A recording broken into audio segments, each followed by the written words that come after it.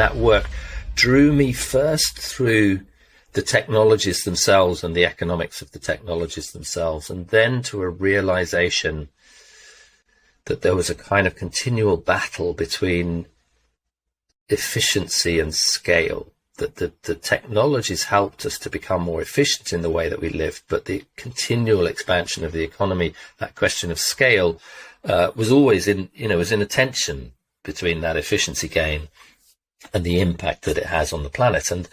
And what you need in order to reduce your impact on the planet is for efficiency always to be winning that battle between efficiency and scale.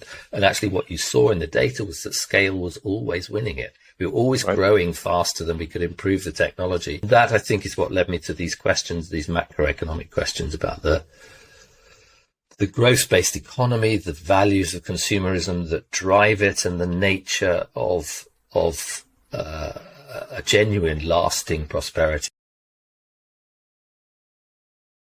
One of the first conversations I had in an investment company, where a guy, one of these very bright guys, and said, and they had invited me in to talk about this, what was essentially almost seemed like a challenge to their entire rationale and to their entire industry.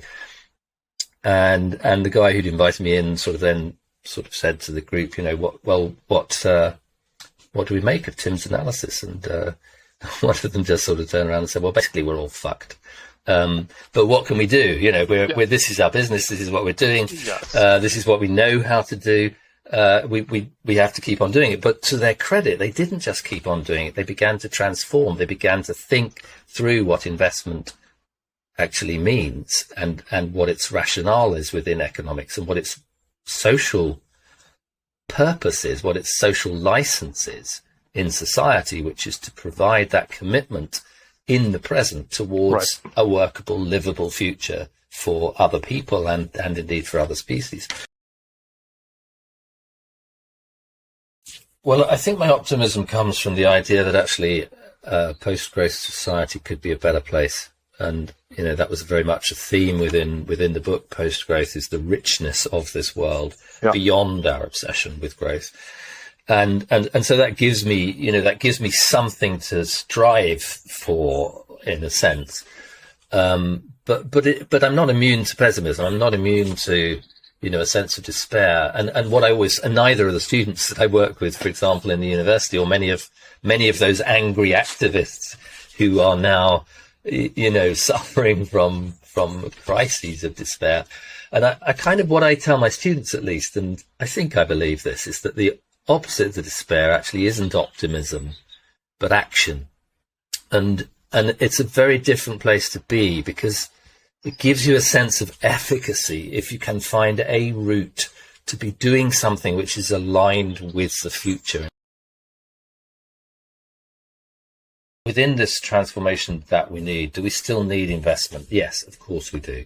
Right. And what is the nature of that investment? And as I was suggesting earlier, it seems to me that that there are a couple of things that drive investment. One is a sense of prudence, a concern for the future, bearing in mind the lessons of the past and the immediacy of the present.